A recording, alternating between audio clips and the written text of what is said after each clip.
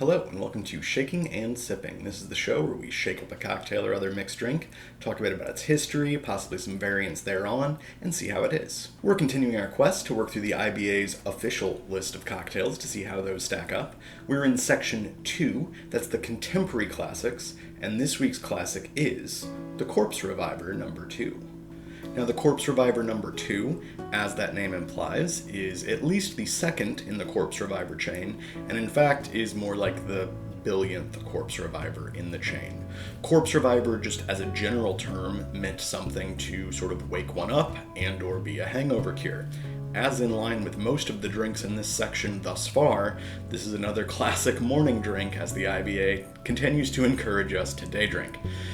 Corpse Reviver as a name for a sort of drink goes back to at least the 1860s when it appears in a quote in Punch, the English satirical magazine, and then we get our first recipes of it in the 1870s. They look almost nothing like the Corpse Revivers we're going to discuss today, but they show up multiple drinks, sometimes in the same book, multiple drinks called Corpse Reviver, New Corpse Reviver, Johnny's Corpse Reviver, whatever, multiple times in the same book. All sorts of different things, ranging from something that looks shockingly similar to a Brandy Crista, to something that looks very similar to a martini with maybe one extra ingredient, to totally different drinks. This drink just has gone with anything that sort of seemed to fit that bill at the time as some sort of a pick-me-up drink. Now, the Corpse Reviver becomes more codified by our old friend Harry Craddock. And this is another one where we wonder, why is this in section 2, the contemporary classics, and not in the unforgettables, as this is a drink that, as I said, has a history back to the 19th century in terms of title, and we know that the two most common variants of the Corpse Reviver, the number 2 we're covering today and the number 1, were created at least by 1930, which puts it easily into that earlier category. Anyway, regardless, while we don't know exactly how and when these were developed, we know that Harry Craddock was aware of them and making them and writing them up in the Savoy cocktail book while he was at the Savoy, and that he was making them since at least 1930 in this way. Whether he actually created them, we don't know for sure, but we can definitely trace it back at least that far. They're pretty different drinks, the number 1 and number 2. We're not going to make a number 1 today, though I'll give you the recipe for it when we go to start making drinks, just so that you're aware of it. Maybe we'll cover it in a future video. Then the number 2 becomes the one that is most common to this day, and the main one we're going to make today. It is gin, citrus, Lillet, which we'll talk about, Cointreau, and just a little bit of Absinthe. And then finally, we'll look at the Corpse Reviver number 3, which is again an almost totally unrelated drink in terms of ingredients, but also comes from the Savoy. Though this one comes from a few years later, there's a bit of controversy as to whether it was created in the late 40s or early 50s. There's a couple different bartenders' names in the mix as well, but it was also pretty clearly traceable to the Savoy a little bit after Craddock's time. So I think that's an interesting reason to look at it. Plus it has Fernet in it, so that's going to make me happy. So those are our main things to talk about so far. I will say there will be another historical note incoming as we make these up, because I question the way that we're going to make this first one. But let's go ahead and get ready to mix our first drink. Alright, so before we mix the first one, I will give you the recipe on the Corpse Reviver number 1 that we're not going to make today.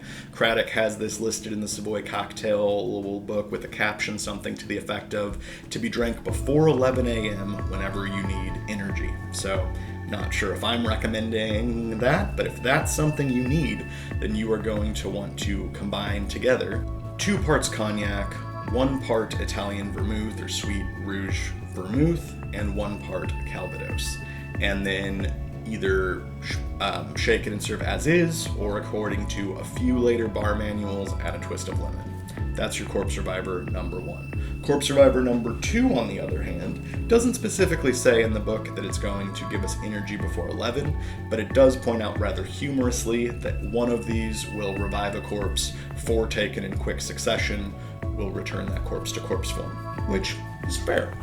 So, for this drink, We're going to start with some lemon juice. Now, I again have giant lemons today, so I'm going to use a reamer juicer rather than a citrus juicer. We're going to start with 1 ounce of the lemon juice. To that, we're going to add 1 ounce of our base spirit. I'm using Bombay. I think any sort of down the middle traditional gin would work here. 30 milliliters or 1 ounce, if I didn't say. Same proportion of Cointreau. Now, I tested this a couple days ago with dry Curacao as well, because I usually prefer dry Curacao in a drink over Cointreau. However, in this one, I will say I prefer the Cointreau. I think the dry Curacao really takes away some of the brightness and pop of this drink. So I do recommend Cointreau here, but you could sub a different triple sec or Curacao if you prefer. This is an equal parts drink, so I'm looking for 30 milliliters of this as well.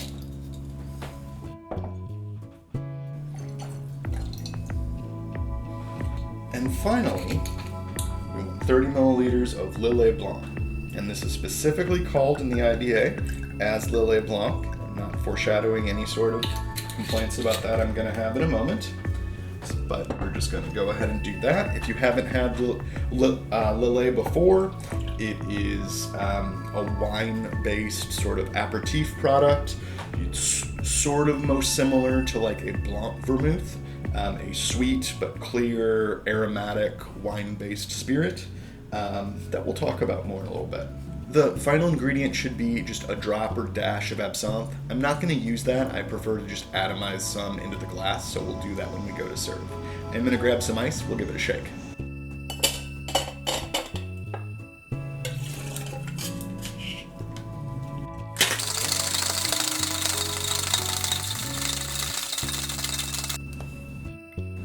I'm just going to atomize a bit of absinthe into the glass.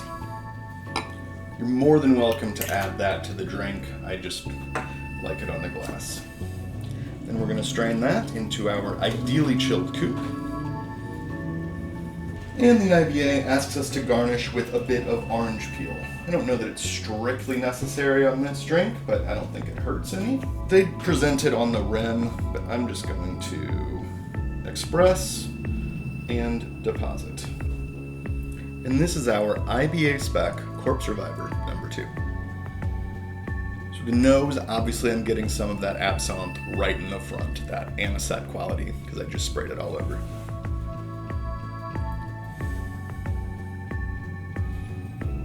Other than that, I'm mostly getting lemon coming through as something that's recognizable. There's other stuff going on, but it's a bit too complex and mixed to read individually.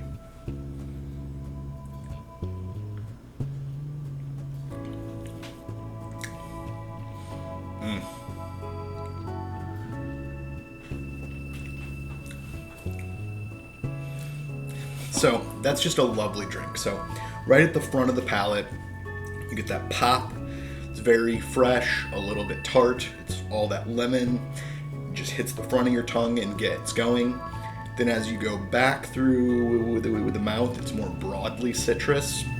And then as you get toward the back, it's this complex orange and wine thing. It's the Lillet and the Cointreau really getting together, and so you have something that's decidedly orange, but then that has all of these additional aromatics and the sort of sweetness of a wine that all comes together into a big, bold finish. I think it's a great drink. It really pops. It's tasty.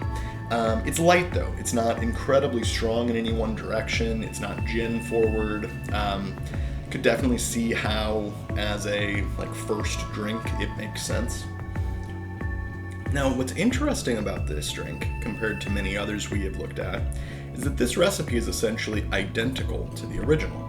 So in the Savoy book, it is equal parts between 4 things, as we mentioned: gin, Cointreau, lemon juice, and Quina Lillet. This is not Quina Lillet. So this recipe is almost identical to the original, except this spirit is subbed for Quina Lillet. Now, what is Quina Lillet and why aren't we using it? Quina Lillet was the predecessor to this product. Quina Lillet goes back quite a while. In 1986, the company who makes this, which is now Pernod Ricard, but I think at that point it was independent, reformulated and came up with Lillet Blanc. Lillet Blanc is very different than Quina Lillet. Now, Quina Lillet was a type of quina, or quinquina, and as that name might imply to you, that is going to be something based on cinchona. Now, cinchona is a type of bark, well, it's a type of tree, but cinchona bark is where we get quinine, what's the traditional primary flavorant of tonic water. There's not that much in there anymore, but it was in there, and there is still some, and it's, of course, an anti-malarial and other things, and it's very bitter. There used to be a whole class of sort of Amari aperitivos that contained a decent amount of cinchona. And those largely are gone now. And so Lillet Blanc, they don't give their exact recipe for it, but it has either very little or no cinchona in it, no quinine in it. And so this really does not taste like our original product. Now, there have been some attempts to make sort of small production recreations of the original Quina Lillet, but in terms of things that are easy to find, Cocchi Americano is not technically a quinquina. It is an Americano. That is a style of aperitivo as well, or like an aperitif wine. And it uses more gentian than it does cinchona, but it is still going to be slightly on the bitter side and in a similar place otherwise. We have similar color, it's also sweet, but it has some of that, herbal, rooty bitterness to it. And so this is generally considered to be the go-to way to make something that approaches an original Corpse Reviver or other drink that called for Quina Lillet nowadays. So let's mix that up. So we're just going to speed through this one because it is exactly the same as what we just did. It is equal parts, 30 milliliters or 1 ounce each of lemon juice, gin, Cointreau, and this time Cocchi Americano instead of Lillet Blanc.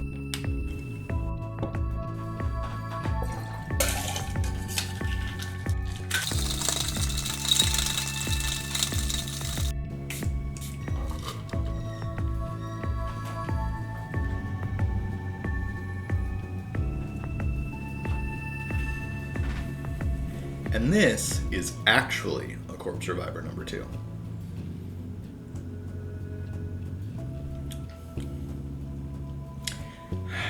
So that's better. So nothing against either of these drinks. I do not mind either of them at all. But this one has so much more happening in the middle. This one has that punch at the beginning, tartness, then sort of builds to the end where we finally get the orange Lillet, which is lovely. This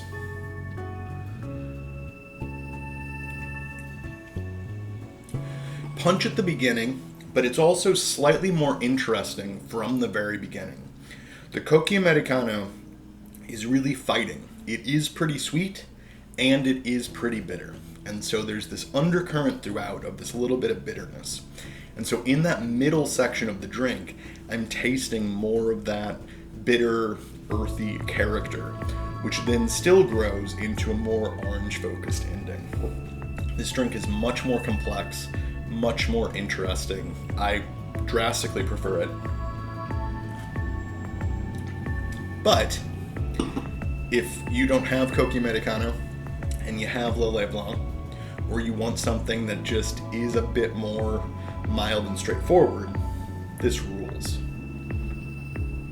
The only other variant on that number 2 that I think we should mention is that Trader Vic's version of it in his bar guide, as well as a couple other bar guides from the sort of early 50s, have the drink as using Swedish punch. and that's in place of the Lillet, of course. I'm not going to make that one today for a couple reasons. One, we already have enough variants to make. Two, I don't have any Swedish punch on hand, nor do I have any Batavia Arak, which is what you would use to make your own Swedish punch. It's something we'll have to cover in a future episode at some time. It's a really interesting spirit. It's from Indonesia that you then add stuff to turn it into a punch. It's interesting. If I never get back around to it, someone remind me in a comment. We should talk about it. But the last thing we are going to talk about today is the Corpse Survivor number 3. As I mentioned, this is a little bit later. This one's not on the IBA, but it's part of that same tradition. It's from the Savoy, and it's from sometime in the mid-late 40s to early 1950s. Now, this is an incredibly different drink. It's still going to be equal parts, which is great. It's still shaken, but we're starting off with 30 milliliters of Crème de Menthe, white, ideally. We're going to add to that 30 milliliters of a Fernet. Generally, Fernet Branca would be what you would use, of course. That's what I'm using.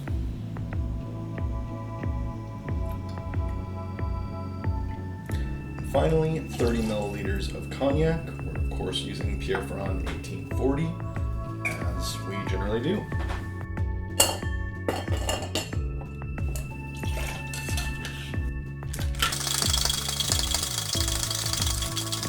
And we'll strain that into an ideally chilled Nick and Nora glass. I'm not entirely sure why we shook that. That's what it says to do in the book. Crème de Menthe, I guess, is fairly viscous, so maybe it would be difficult to stir under certain circumstances. I don't know. I feel like it really should be a stirred drink, but neither here nor there. Let's try a Corpse Survivor number 3.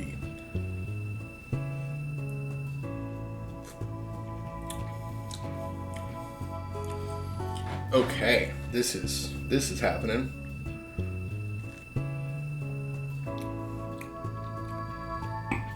So that's very cool. This is very much to my taste, because we're really reinforcing the Fernet with the mint. Works well in this area. So Crème de Menthe can often be a bit too much.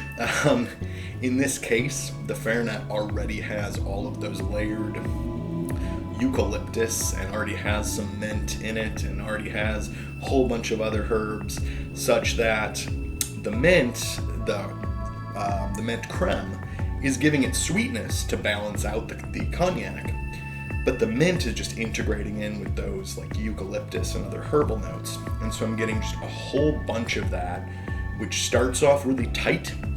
It starts off like tasting herbs right on your tongue. And then as it sits there, it opens up to that feeling you get when you've just eaten something really minty and you breathe in. And you kind of feel the mint around your mouth. I'm getting that, but in a big way and with some of the other elements carried along too. The cognac doesn't really read specifically with a brandy note, but it is just there underneath everything. Nice dark foundation that everything can play off of. I think that's great, and whether it was the fabulously named Johnny Johnson or the other gentleman who it occasionally is credited to, Joe Gilmore, I think, something like that, at the Savoy, it's a great drink. I think it's slightly less successful as a Corpse Survivor, just in the sense that, while I don't necessarily want either of these drinks at 9 in the morning, I want this one less. This one is darker, it's more complex, it's more herbal. This very much does not feel like something that you'd have even at like a brunch hour necessarily, but I really like it. Well, thanks so much for coming along this week as we looked at 2 versions of the Corpse Survivor, as well as 2 versions of one of the 2 versions of the Corpse Survivor. I hope that you'll give a try to something in this family, whether it's before 11 a.m. or probably ideally not. They're great drinks, they're a ton of fun, there's tons of variants on them. Make one of them sometime this week and I think you'll enjoy it. Please visit the blog, shakingandsipping.com. We'll have a write-up on this and each other drink. And this week, for the first time in a few weeks, we should have IBA in real life, where on the day after this video posts, we'll have a blog post up which describes what happens when I go to a local Seattle cocktail bar and order this drink. Do they have variants on it? Is it something they make a lot? Do they have thoughts about it? we shall see. You can follow on Twitter at shaking_sipping. Not a ton of posts there, but I'll tell you when we're doing one of those IBA in real lifes, for example. And please do all the YouTube stuff. Like, share, subscribe, make a comment, watch all my previous videos. This is the, late 30s of IBA videos. There's plenty more to go back and see. I'll be back next week with the next drink on the IBA's list. Until then, happy sipping. Cheers.